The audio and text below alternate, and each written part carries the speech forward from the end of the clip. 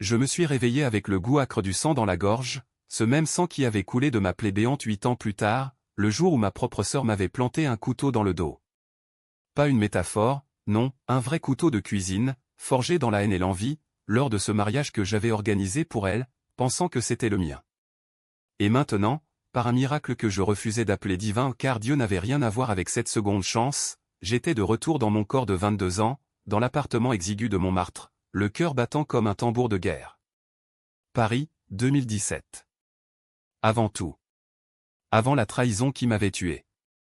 Les murs jaunis par la nicotine de mon père fumaient encore de souvenirs que je n'avais pas encore vécus.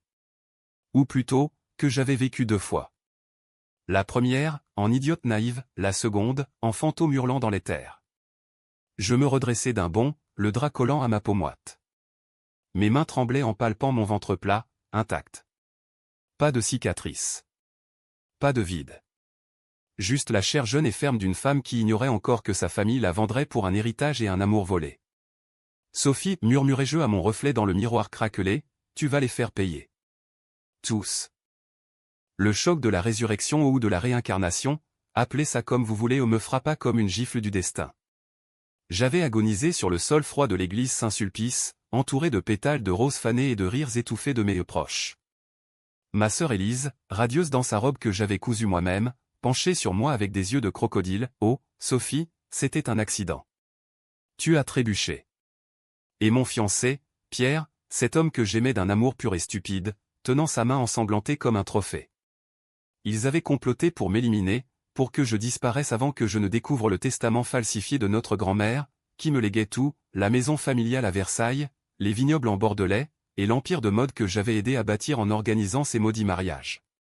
8 ans à jouer les wedding planés gratuits pour une famille qui me voyait comme une ombre utile. Et ce jour-là, au lieu de mon propre oui, je le veux, j'avais dit adieu à la vie. Mais l'univers, ce grand farceur parisien, m'avait renvoyé en arrière. Pourquoi moi? Pourquoi maintenant? Je n'avais pas le temps pour la philosophie, la vengeance était une urgence. Je me levai, enfilai un jean usé et un pull noir des vêtements qui sentaient encore l'innocence perdue. Dehors, la Seine scintillait sous un soleil timide d'avril, indifférente aux drames humains. Je marchais jusqu'au café du coin, le Petit Noir, où ma mère sirotait son expresso quotidien. Elle était là, inchangée, cheveux teints en blond platine, lèvres pincées en un sourire perpétuel de convenance. « Bonjour, ma chérie » lança-t-elle en me voyant entrer. « Prête pour le mariage de ta cousine Louise ce week-end? Tu as les idées, n'est-ce pas ?» Je m'assis en face d'elle, mes ongles s'enfonçant dans mes paumes. « Prête? » Oh, j'étais plus que prête. « Maman, dis-je d'une voix calme, trop calme pour être honnête, et si on parlait d'abord du testament de mamie? Celui que tu as perdu il y a 2 ans. Ses yeux s'écarquillèrent, un éclair de panique traversant son masque social. Qu'est-ce que tu racontes, Sophie? Tu divagues. Mais je voyais clair maintenant, les regards volés, les murmures dans les couloirs de notre maison familiale. Ils m'avaient tous trahi. Mon père, endetté jusqu'au cou par ses maîtresses, Élise, jalouse de mon talent et de ma beauté qu'elle enviait en secret, Pierre, ce lâche ambitieux qui préférait l'argent à l'amour. Et les cousins, les tantes, un nid de vipères drapé de Chanel. Je quittai le café sans un mot de plus, laissant ma mère pâlir sur sa tasse. Mon premier pas dans cette vie rectifiée, infiltrer, observer, frapper là où ça fait mal. J'avais 8 ans pour inverser le cours des choses, mais je n'attendrai pas. Le premier mariage que j'organiserais serait le leur, un piège somptueux. En rentrant, je fouillai l'appartement, cherchant les indices que j'avais ignorés la première fois. Une lettre froissée dans le tiroir de mon bureau, une invitation à un rendez-vous avec l'avocat de la famille, datée de la semaine prochaine. Parfait. J'irai, mais pas en tant que brebis égarée. Les jours suivants furent un tourbillon de feinte normalité. Je souris aux dîners familiaux, hochai la tête aux demandes incessantes, Sophie, chérie, pour le mariage de Louise, pense au centre de table avec des lys blancs, ça fait si chic. Je hochais, je notais, et intérieurement, je riais. Les lys blancs, symbole de pureté? Ironique. Louise, ma cousine aux airs de Sainte-Nitouche, avait couché avec Pierre des mois avant mon propre engagement. Je le savais maintenant, grâce aux souvenirs gravés dans mon âme ressuscitée. Ce soir-là, lors d'une répétition informelle à la maison de Versailles, cette bâtisse haïe avec ses jardins impeccables et ses secrets pourris, je les observais tous. Mon père, Jacques, un ancien banquier raté, tripotait son alliance en évitant mon regard. Élise, 24 ans, déjà fiancée à un prince charmant bidon, minaudait près de Pierre. Et lui. Ah, Pierre Duval, avec ses yeux bleus menteurs et son sourire de requin.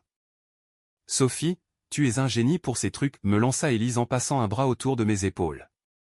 Sans toi, on serait perdu. Je lui rendis son étreinte, sentant son parfum le même que celui qu'elle portait le jour de ma mort. Ne t'inquiète pas, grande sœur. Je serai toujours là pour toi. Les mots étaient du miel empoisonné. Plus tard, seul dans la chambre d'amis, je sortis mon téléphone et composai le numéro de l'avocat. Monsieur Lefebvre? C'est Sophie Laurent. J'ai des questions sur le testament de ma grand-mère. Silence à l'autre bout. Puis, mademoiselle, ce n'est pas le moment. Votre famille. Je l'interrompis, mon père vous a payé pour le falsifier, n'est-ce pas? 200 000 € pour effacer mon nom. C'était un bluff, basé sur des bribes de mémoire. Mais sa respiration s'accéléra. Rencontrons-nous demain. Seul. La nuit fut agitée, hantée par des flashs de ma mort, le voile déchiré, les invités choqués feignant l'horreur, le prêtre murmurant des prières inutiles. Pourquoi m'avait-on choisi pour ce retour? Était-ce la justice cosmique, ou juste un caprice cruel? Au matin, je pris le RER vers le bureau de Lefebvre, dans le 8e arrondissement, près des Champs-Élysées. L'homme était un rat affolé, la soixantaine bedonnante, lunettes embuées. Mademoiselle Laurent, ce que vous suggérez est absurde. Mais votre père m'a approché. Il disait que c'était pour le bien de la famille. Élise et vous vous disputiez tant. Je ris, un rire froid qui le fit reculer. Le bien de la famille? Ou le sien? Donnez-moi les originaux, ou je porte plainte pour falsification. Et Pierre? Il sait tout, n'est-ce pas? Lefebvre blêmit, fouilla dans un coffre. Les papiers jaunis émergèrent, le vrai testament, me nommant unique héritière. Mamie avait vu clair en eux, Sophie est la seule avec du cœur et du talent, avait-elle écrit. Je l'ai glissé dans mon sac, le cœur gonflé de rage triomphante. Premier coup porté. Mais ce n'était que le début.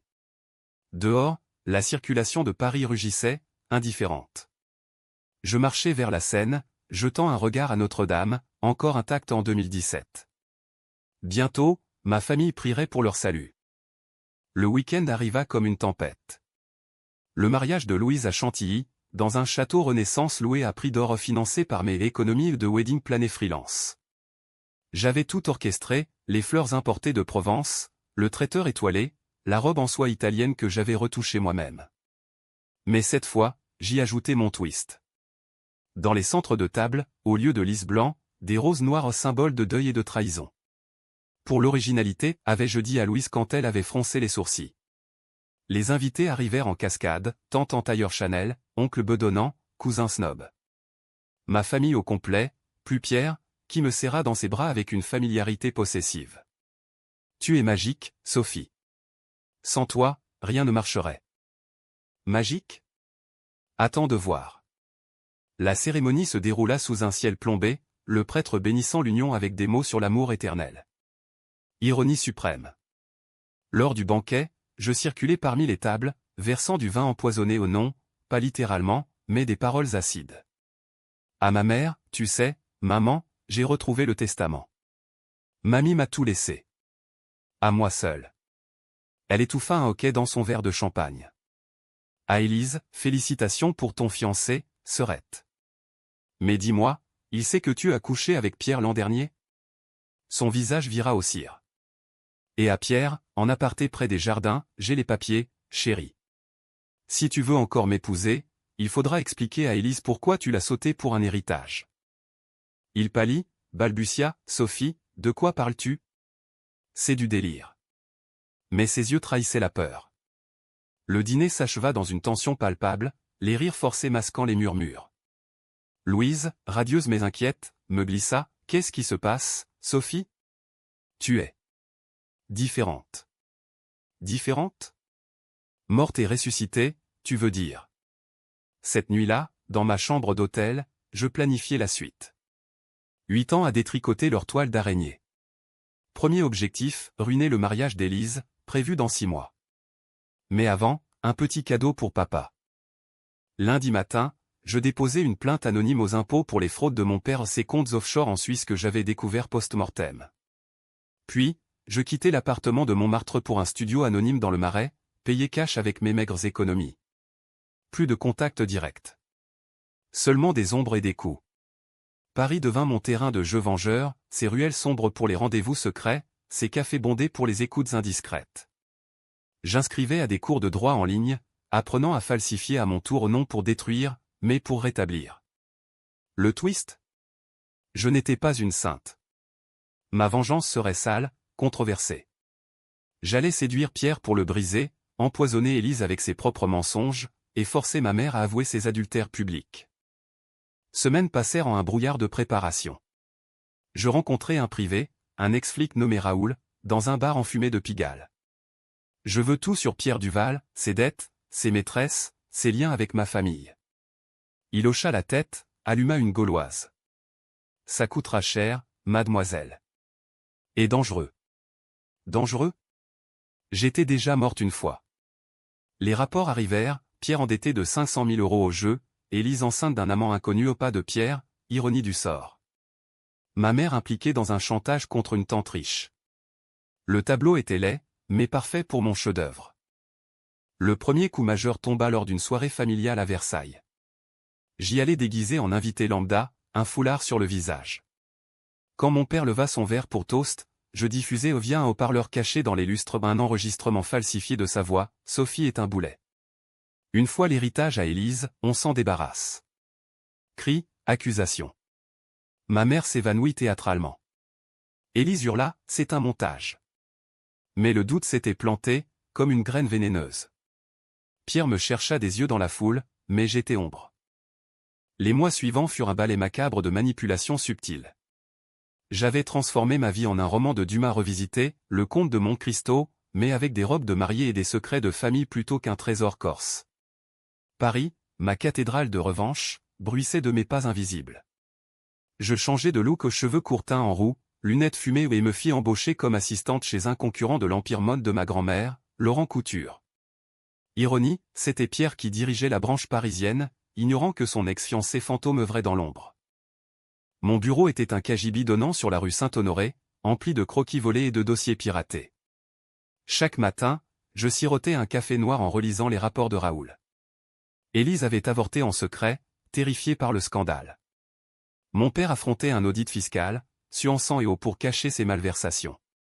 Ma mère, hystérique, consultait un thérapeute pour ses crises d'angoisse. Et Pierre? Il buvait, pariait, sombrait. Parfait. Mais la vengeance n'était pas un sprint, c'était une valse lente, où chaque pas comptait. Un soir de juin, sous une pluie battante qui transformait les boulevards en miroirs noirs, je le revis. Il était au bar de l'hôtel de Crillon, entouré de courtisanes en herbe. Je m'approchai, par hasard, en tailleur ajusté qui soulignait mes courbes oubliées. Pierre, feignis-je la surprise. Ses yeux s'allumèrent, mélange de choc et de désir. Sophie. Mon Dieu, où étais-tu passée? Ta famille est folle, ils disent que tu as pété les plombs. Je ris, un rire de gorgone. Péter les plombs? Dis plutôt que j'ai ouvert les yeux. Un verre? Nous parlâmes ou plutôt, je le laissai parler, vidant son sac comme un confessionnal. C'est Élise, elle est toxique. Et ton père? Il me doit de l'argent. Mais toi, Sophie, tu es la seule pure. Pure? J'avalai la bile. Au 3e whisky, je glissai, et si on reprenait là où on s'est arrêté? Sans famille, sans drame. Il mordit à l'hameçon, m'embrassant dans l'ascenseur comme un affamé.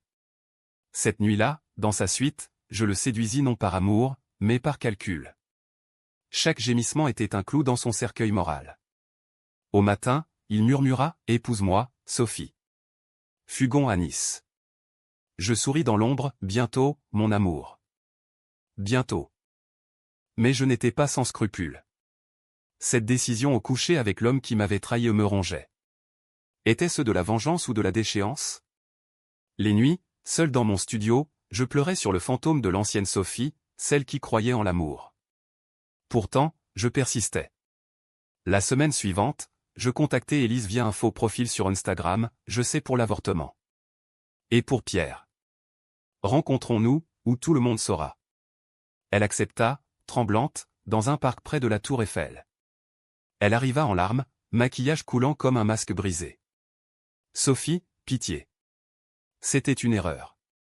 Papa m'a forcé à séduire Pierre pour l'héritage. Forcé?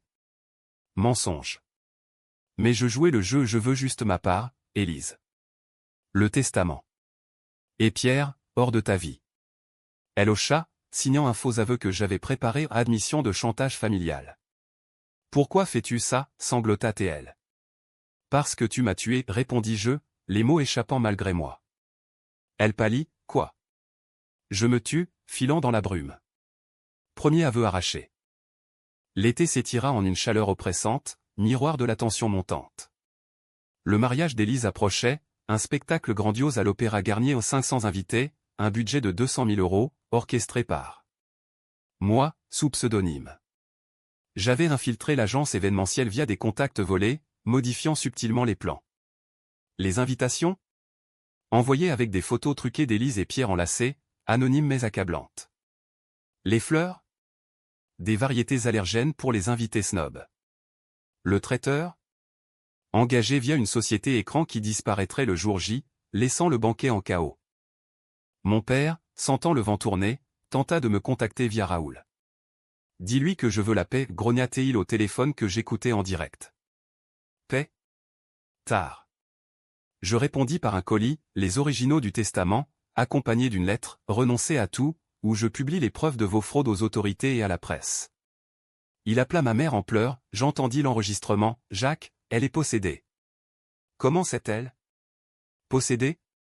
Par la mémoire d'une morte, oui. Pierre, de son côté, devenait collant.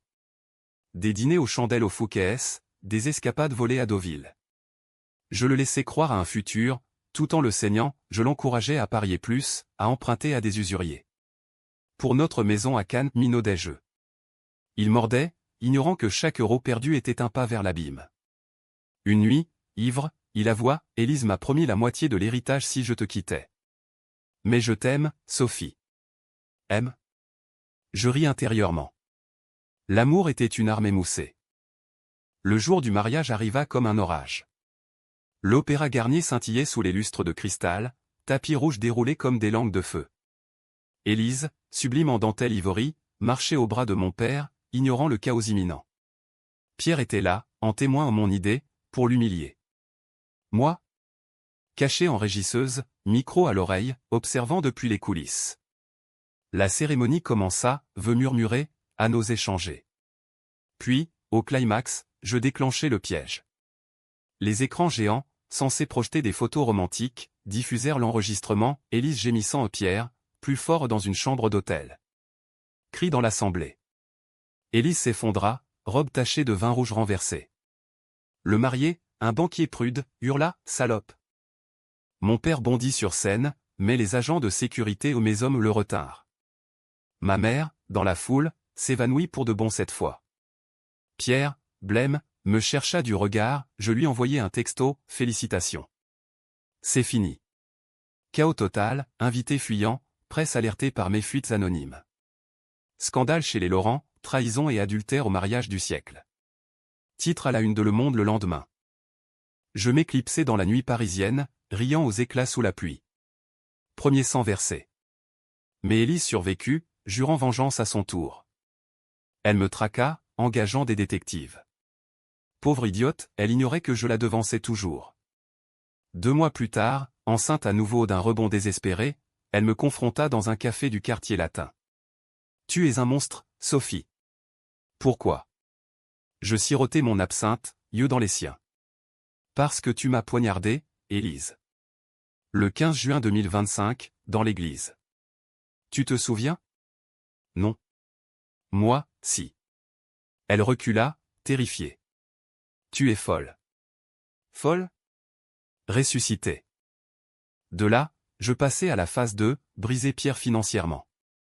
Avec les preuves de Raoul, je l'informai anonymement des dettes de jeu. Il paniqua, me supplia lors d'un rendez-vous, aide-moi, Sophie. Prête-moi l'argent. L'héritage? Je l'avais déjà sécurisé légalement via Lefebvre, qui avait trouvé les originaux. Pourquoi t'aiderais-je, Pierre? Après Élise. Il s'effondra à genoux, c'était pour nous. Ton père nous forçait. Mensonge. Je partis, le laissant au loup des créanciers. Automne 2017. Les feuilles mortes de Paris crissaient sous mes pas vengeurs. Ma mère, ruinée par le scandale, tenta un suicide raté aux pilules et vins, classique. Je la visitais à l'hôpital, masquée en infirmière. Maman, chuchotais-je, tu m'as vendu pour Jacques. Maintenant, vis avec ça. Elle ouvrit les yeux, me reconnaissant vaguement, Sophie? Est-ce toi? Je souris, toujours, maman. Toujours là pour organiser les enterrements, maintenant. L'hiver mordit Paris de ses crocs glacés, et avec lui vint la consolidation de mon empire vengeur. J'avais racheté discrètement des parts de Laurent Couture via une société écran, utilisant l'argent du testament que Lefebvre avait libéré après un pot de vin inversé en ma générosité pour son silence. Pierre, évincé de son poste pour conflit d'intérêts, errait comme un fantôme dans les bars de la rive gauche, quémandant des prêts que je refusais via des intermédiaires. Élise, brisée, s'était réfugiée en Provence chez une tante complice, écrivant des lettres pathétiques que je interceptais. Sophie, pardonne-moi. J'étais jalouse de ton talent. Reviens. Jalouse? Sous-entendu, de ma vie, de mon amour, de mon destin. Mais le pardon n'était pas dans mon vocabulaire ressuscité. Au lieu de cela, je préparais le coup suivant, exposer mon père.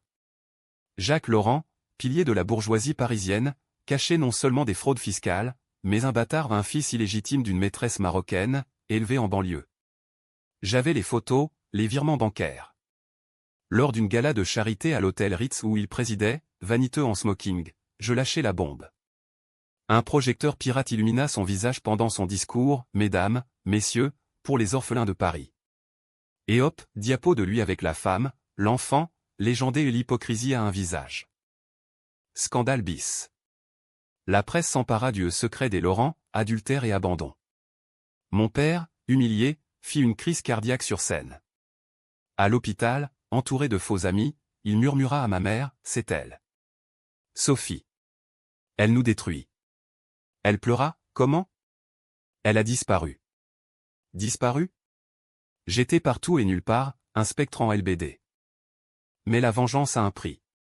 Les nuits, les cauchemars me hantaient, ma mort revécue en boucle, le couteau s'enfonçant, le sang chaud. Je consultais un psy anonyme, un certain docteur Moreau, dans un cabinet discret du 6e. Mademoiselle, vous parlez comme si vous aviez vécu l'avenir. C'est du trauma refoulé. Je ris, pire, docteur. Du trauma anticipé. Il nota, inquiet. Je partis sans payer, laissant une rose noire sur son bureau. Printemps 2018. Élise revint à la charge, enceinte de 3 mois d'un vague amant.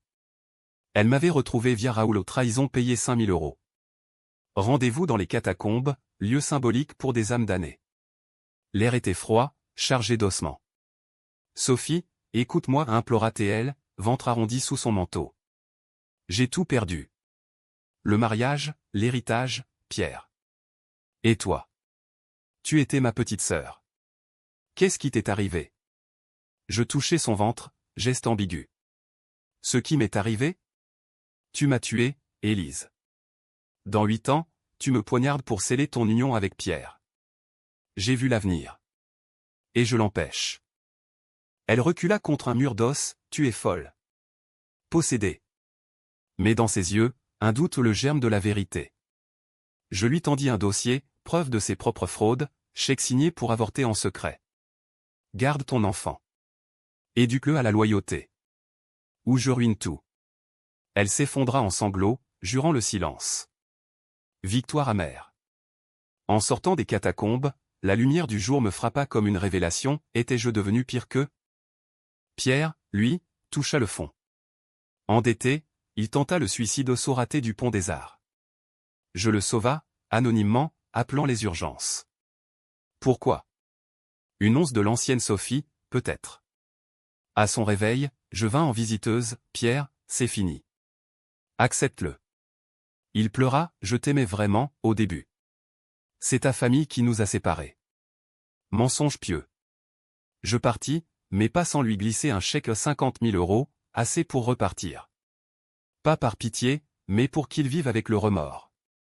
Ma mère, quant à elle, bascula dans la folie douce.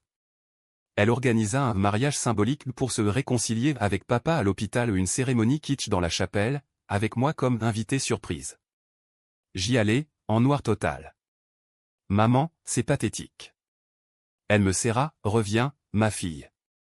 Organise notre vrai mariage, comme avant. Avant? Jamais.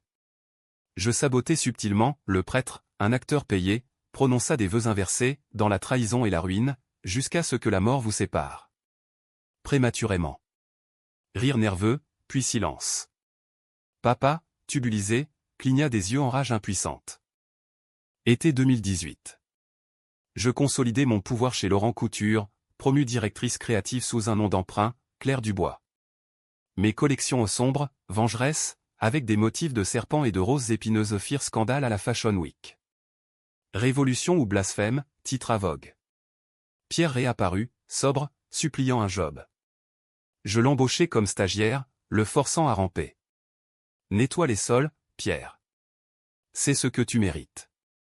Il obéit, yeux baissés. Élise accoucha d'une fille, prénommée Sophie. Ironie cruelle. Elle m'envoya une photo, pour la paix? Je brûlai l'image. Non. La paix était une illusion. Mon père sortit de l'hôpital, ruiné, vendant la maison de Versailles pour payer ses dettes. Il déménagea en banlieue, brisé. Ma mère le suivit, leur amour un naufrage partagé. Mais le vrai test vint en automne, une tentative d'assassinat. Élise, désespérée, engagea un voyou pour me faire taire. Il m'attendait dans une ruelle du Marais, couteau à la main. Flashback, ma mort. Je réagis en un éclair, le désarmement d'un coup de genou appris en self-défense. Dis à Élise que je sais, cracher je, le laissant KO. Appel anonyme à la police, agression liée au Laurent. Elle fut interrogée, craqua partiellement, c'était pour me protéger. Hiver 2018 à 2019. Paris sous la neige, moi sous haute tension. Le docteur Moreau me pressa, vos visions sont-elles réelles? Je confiai tout, pour la première fois. Il blêmit, c'est impossible. Mais si c'est vrai, arrêtez. La vengeance vous consume. Consomme? Oui. Mais je ne pouvais pas m'arrêter. Pas avant le climax. 2019 s'ouvrit sur une trêve fragile, mais je savais que c'était l'accalmie avant la tempête. Laurent Couture prospérait sous ma houlette secrète, mes designs imprégnés de thèmes de trahison et de résurrection ont conquis les podiums de Milan et New York. Claire Dubois, la nouvelle muse noire de la mode française, psalmodiait les critiques. Pierre, mon ombre rampante, excellait en valets ailés, ignorant que je le gardais pour le final. Élise, mère célibataire en province, postait des selfies idylliques sur Instagram, mais Raoul rapportait ses dettes, ses nuits blanches. Ma famille? Un archipel de ruines, papa en maison de retraite précoce, maman en thérapie de couple ratée, les cousins évitant les Laurent comme la peste. Je décidai d'accélérer. Première étape, un faux mariage pour Pierre. J'inventai une fiancée bidon, une actrice payée, et l'obligeai à organiser la cérémonie inversion des rôles. Montre-moi ce que tu vaux, dis-je en clair. Il s'activa, pathétique, reproduisant mes anciens plans.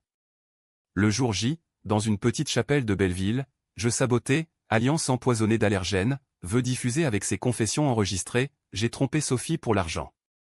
La fiancée hurla, le fuit. Pierre, seul, brisé, me confronta, c'est toi, n'est-ce pas? Derrière tout ça.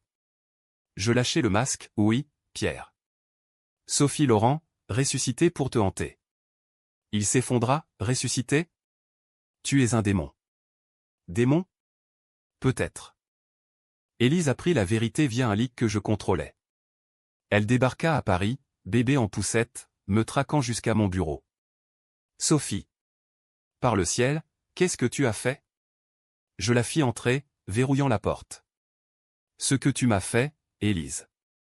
Multiplié par 10. Elle pleura, supplia, j'ai changé. Pour la petite Sophie. Laisse-moi réparer. Réparer? Je lui tendis un contrat, renonciation totale à l'héritage, aveu public de la trahison planifiée. Signe, où je révèle l'avortement, le complot contre moi. Elle signa, tremblante. Tu étais ma sœur. Était, corrigé-je. Ma mère organisa une réunion familiale réconciliatrice à Versailles, la maison rachetée par moi via un prête-nom. Ils vinrent tous, papa en fauteuil, Élise avec l'enfant, Pierre comme ami. Je présidais, en robe rouge sang. Bienvenue à la vérité. Projection, enregistrement, document, timeline de leur crime. Papa bafouilla, pardon, fille. C'était pour la famille. Famille? Vous m'avez vendu comme une brebis. Maman hurla, tu es maudite. Depuis ta disparition, tout s'effondre. Maudite? Bénie par la mort, plutôt. Pierre tenta de m'attaquer, poing levé, salope. Je le fis arrêter par mes gardes ex-militaires engagés. Assaut sur une cadre supérieure, nota le rapport. En cellule, il craqua, libère-moi, je dirai tout. Tout? Il avoua par écrit, le complot, l'adultère, le couteau accidentel. Preuve irréfutable. Été 2019. Twist inattendu, le docteur Moreau me contacta. Mademoiselle Laurent, vos visions. J'ai enquêté.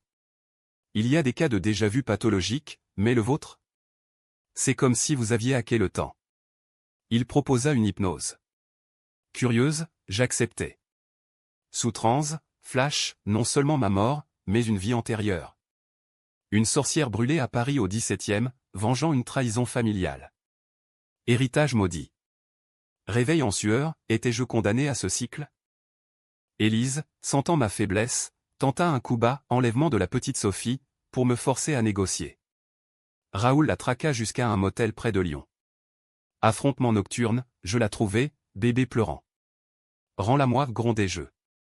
Elle rit hystérique, ou quoi? Tu me tues, comme dans ton avenir? Je la désarmai, la ligotai. Non. Je te laisse vivre avec ça. Appel à la police, enlèvement familial. Elle fut internée, diagnostiquée paranoïaque. Mon père mourut en octobre, crise cardiaque finale. Funérailles modestes au Père Lachaise. Je vins incognito, jetant une rose noire sur le cercueil. Maman, veuve éplorée, me glissa une lettre, reviens. Tu es tout ce qu'il me reste. Tout? Trop tard. Je brûlai la lettre. Pierre, libéré sous caution, devint mon allié forcé. Travail pour moi, ou prison. Il obéit, gérant les bas-fonds de l'entreprise dette, fournisseur véreux. Une nuit, il tenta la séduction, on pourrait recommencer, Sophie. Sans passé. Je le giflai, le passé est mon arme. Mais un doute s'insinua, et si la vengeance me rendait seul? Fashion Week 2020. Ma collection Résurrection robe déchirée recousue d'or, voile taché de rouge fut un triomphe controversé. Génie ou scandale, débattait les salons. Élise, sortie de l'asile, lança une attaque médiatique, interview à TF1, larmes aux yeux, ma sœur me hante. Elle prétend être morte et revenue. Rire du public. Mais des experts la prirent au sérieux, phénomène de bilocation? Ma notoriété grimpa, ombre protectrice. Hiver 2020, pandémie naissante. Paris confiné, moi en bulle vengeresse. Via Zoom, je forçai maman à signer la vente finale de tous biens familiaux à ma société. Pour ton bien, dis-je. Elle céda, brisée, tu as gagné, monstre. Monstre. La miroir me renvoyait une femme dure, mais vivante. Pierre, isolé, avoua l'impensable, je t'ai aimé, Sophie. Vraiment. C'est Élise qui m'a manipulé pour le meurtre. Choc. Dans mes visions, c'était elle le couteau. Mais lui? Complice. Je le confrontai, preuve. Il montra des textos, Élise planifiant, lui hésitant puis acceptant. Rage renouvelée. Je le livrai à la justice à aveu enregistré, envoyé au procureur. Procès en vue pour 2025, ironie du destin. 2021 à 2024 filèrent en un vortex de consolidation et de tourments intérieurs. La pandémie isola Paris, mais pas mes démons. Laurent Couture devint un géant, mes collections vengeance imprégnées de thèmes de résurrection et de châtiment apportés par des stars comme Marion Cotillard. Richesse affluait, mais solitude aussi. Pierre, en attente de procès, purgé en semi-liberté, travaillant pour moi comme un Pénélope moderne. Pourquoi ne me tues-tu pas, demanda-t-il un soir, dans mon pantouse surplombant la scène. Parce que vivre avec le remords est pire, répondis-je, versant du vin. Il pleura, pardon, Sophie. Si j'avais su. Su. L'avenir que seul je connaissais. Élise, sortie sous surveillance, éleva sa fille en recluse provençale. Elle m'envoya des lettres, la petite demande une tante. Viens. Je vins, une fois, en 2022. La gamine, 4 ans, aux yeux verts comme les miens, me serra, Tati Sophie. Cœur fendu. Élise, usée, murmura, laisse tomber, Serette. Le cycle s'arrête ici. Cycle? Elle croyait mes visions, maintenant. Je partis, emportant un dessein d'enfant, une famille unie, naïve. Ma mère s'éteignit en 2023, cancer fulgurant au karma, ou coïncidence? Funérailles intimes, je payais tout, en anonyme. Sur son lit de mort, elle confessa, j'ai su pour le testament. J'ai laissé faire. Pour Élise, là est belle et point. Je serrai sa main froide, adieu, maman. Organise ton propre paradis. Seule héritière absolue, je transformai Versailles en fondation pour victimes de trahison familiale ou ironie suprême. Le climax approcha, 2025, date fatidique. Procès de Pierre et Élise pour complot de meurtre, charge basée sur leurs aveux forcés et mes preuves. Paris bruissait, le scandale Laurent, résurrection et revanche. Moi, témoin star sous protection, témoigné en larmes feintes, ils m'ont trahi. J'ai survécu par miracle. Mensonge pieux, vérité plus profonde enterrée. Jour du verdict, 15 juin 2025, anniversaire de ma mort. Tribunal bondé, flash crépitant. Élise, en tailleur gris, sanglota, c'était un accident. Pierre, défait, baissa la tête. Le juge, grave, coupable. 20 ans. Cri, évanouissement. Dehors, je marchais vers Saint-Sulpice, l'église maudite. Pétales fanés au sol? Non, cette fois, rose noire que j'avais fait planter. Twist final, en entrant, flash au nom de mort, mais de paix. Le prêtre, un ancien confesseur, me reconnut, mademoiselle Laurent. Vous avez changé. Changé? Ressuscité. Je m'agenouillai, priant pour la première fois, pardon pour la haine. L'univers répondit. Une lettre glissée sous la porte, de Élise, via avocat. Sophie, je sais maintenant. Ton retour était un signe. Pardonne-moi dans ta prochaine vie. Mais la mienne? Ouverte. Je quittai l'église, soleil couchant sur la Seine. Vengeance accomplie, mais à quel prix? Pierre en prison, Élise brisée, famille dissoute. J'étais riche, célèbre, seul. Décision controversée finale, adopter la petite Sophie, nièce orpheline de sens. Viens, ma chérie, dis-je en Provence, la serrant. Tati va t'organiser une vie sans trahison. Épilogue, 2026. Paris renaît post-pandémie, moi avec. Laurent Couture lance Réconciliation, collection blanche, pure. La petite rit dans les jardins de Versailles, ignorant les ombres. Ai-je gagné? Ou juste reporté le cycle? Le miroir me renvoie une femme apaisée, cicatrice invisible au ventre. Morte une fois, vivante deux. La revanche, ce fut non la destruction, mais la survie. Et ça, c'est le vrai triomphe français, élégant, impitoyable, éternel.